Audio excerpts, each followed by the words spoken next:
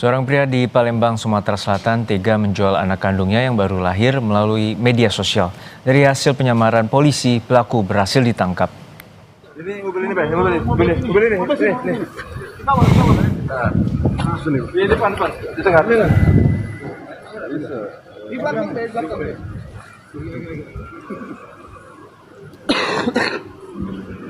Mana sih, Pak?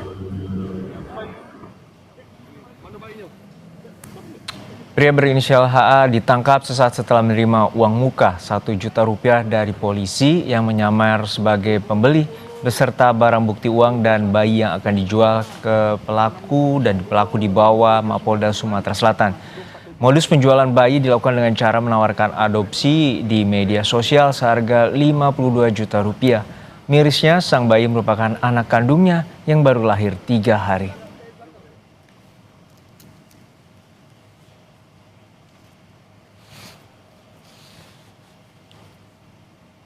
Tersangka AH mengaku nekat menjual anak kandungnya karena terhimpit ekonomi. Meski begitu, polisi masih menyelidiki dugaan keterlibatan pelaku dengan jaringan perdagangan orang.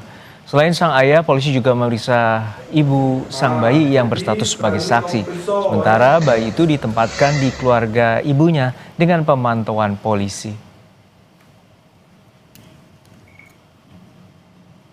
Tersangka sendiri ini sejak bulan Oktober 2025 itu awalnya memposting menawarkan jadi modus mereka ini berpura-pura siapa yang mau mengadopsi. Jadi mereka memasang di Facebook itu sudah sejak 5 bulan yang lalu dan sudah kami ikuti sejak 5 bulan yang lalu. Untuk sementara hasil pendalaman kami baru pertama kali melakukan, tapi tentunya akan kami terus lakukan penyidikan lebih lanjut. Pada saat dilakukan jual beli itu bayi baru berumur 3 hari. Sementara yang sudah diperiksa ayah dari anak tersebut yang menjadi tersangka, kemudian istri dari pelaku, dan ada beberapa anggota keluarga juga yang kami periksa. Sementara itu, Direktorat Tindak Pidana Perlindungan Perempuan dan Anak serta Tindak Pidana Perdagangan Orang Barreskrim Polri menetapkan 12 orang sebagai tersangka kasus TPPO dengan modus memperjualkan bayi melalui media sosial. Ke-12 tersangka itu terdiri dari 8 kelompok perantara dan 4 orang tua kandung. Menurut polisi, penangkapan dari pengembangan kasus penculikan Bilkis di Makassar pada akhir tahun lalu. Polisi berhasil menyelamatkan 7 bayi yang menjadi korban. Modus operandinya yaitu dengan menggunakan medsos, dalam hal ini adalah TikTok, Facebook, dan semacamnya. Kemudian bayi yang berhasil diselamatkan, sebagaimana tadi disampaikan Bapak Wakabarisskrim, ada 7 orang bayi dan saat ini masih dalam proses asesmen oleh Kementerian Sosial. Tentunya kami menghimbau kepada seluruh masyarakat agar meningkatkan kewaspadaan terhadap berbagai modus perdagangan bayi yang kerap disamarkan sebagai proses adopsi atau pengangkatan anak, agar masyarakat tidak mudah percaya pada tawaran pengangkatan anak tanpa prosedur yang resmi.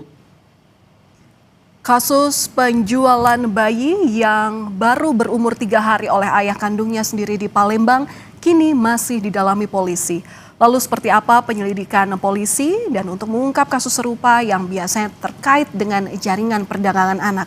Sudah ada mantan penyidik perempuan dan anak Brigjen Purnawirawan Yosefa Sri Suwari. Selamat petang Bu Yosefa. Selamat petang. Ya Bu Yosefa, kalau melihat kasus ini, penjelasan dari Polda Sumatera Selatan, pelaku ini sudah mengiklankan tawaran adopsi anaknya saat masih di dalam kandungan, bahkan sejak Oktober di tahun lalu.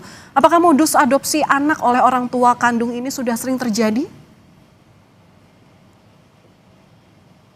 Baik Mbak, pertama-tama mari kita ucapkan memberi apresiasi khusus kepada teman-teman penyidik. Kasus ini terungkap karena penyidik proaktif, artinya mereka tidak saja datang menunggu laporan, tetapi melakukan cyber patrol ya. Itu yang pertama. Yang kedua, mengenai modus. Ini adalah modus yang paling tua, boleh dibilang paling tua, perdagangan anak melalui modus adopsi.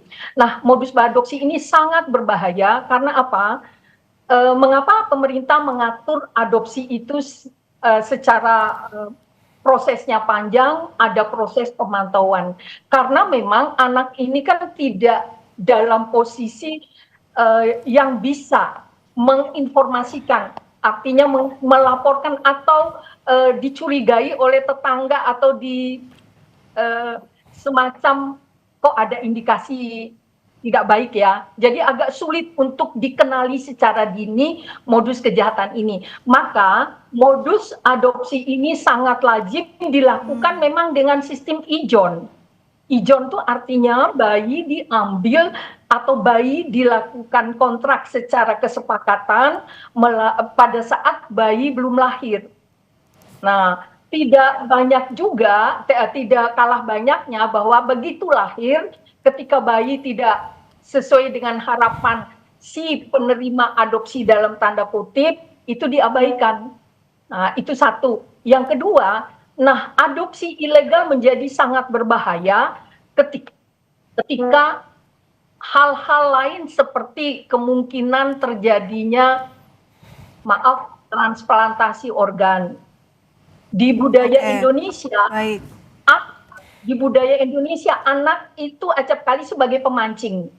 Biasanya punya anak dipancing. Nah, pada saat proses pancing terus punya sendiri, bisa saja anak itu ditelantarkan. Iya, Ibu Yosefa, ini kan juga sebuah hal yang miris begitu ya, karena ini pelakunya merupakan orang tua kandung. Nah, kalau melihat dari pengalaman Bu Yosefa sendiri saat itu, kasus seperti ini biasanya orang tua kandung ini bisa terlibat atau bekerja secara sendirian atau termasuk dalam sindikat penjualan orang. Ada sindikatnya dengan kasus yang serupa. Banyak kali ada yang bekerja sendiri, ada yang sindikasi. Kenapa sindikasi? Karena dia biasanya membuka jaringan. Jaringan yang dia akan minta tolong temannya yang udah memasarkan, yang sudah terbiasa. Itu yang pertama. Yang kedua, mungkin saya berpesan ke teman-teman penyidik, hati-hati mendalami, jangan sampai korban menjadi korban lagi. Biasanya ibu itu bisa menjadi pelaku juga ketika dia secara sadar, tetapi harus benar-benar didalami hal ini, bagaimana si ayah dalam konteks ini ya, bagaimana si ayah meyakinkan si ibu sampai ibu mau menjual, sehingga nanti penerapan pasalnya tidak salah, jadi perlindungan itu benar-benar diberikan secara optimal. Sindikat tergantung konteks, dua-duanya dimungkinkan. Baik, Bu Yosefa, ini kan kejahatan penjualan bayi dilakukan lewat media sosial. Nah, apakah dengan medsos ini pengungkapan kasus bisa lebih mudah atau justru ada tantangan tersendiri? Hemat saya lebih mudah. Hemat saya lebih mudah karena informasi itu kita bisa searching dibanding sebelum-sebelumnya. Sebelumnya itu biasanya kita bisa mendapatkan proses begini, begitu setelah terjadi penelantaran terhadap anak adopsi. Baru kita runut ke belakang. Tapi kalau melalui media sosial kita rajin melakukan operasi atau cyber patrol, maka ini jauh lebih mudah. Baik, terima kasih sudah berbagi pandangan Anda kepada kami di Kompas Petang, Ibu Brigjen Purnawirawan Yosefa Sriswari selaku mantan penyidik perempuan dan anak. Terima kasih atas informasinya. Terima kasih. Ya.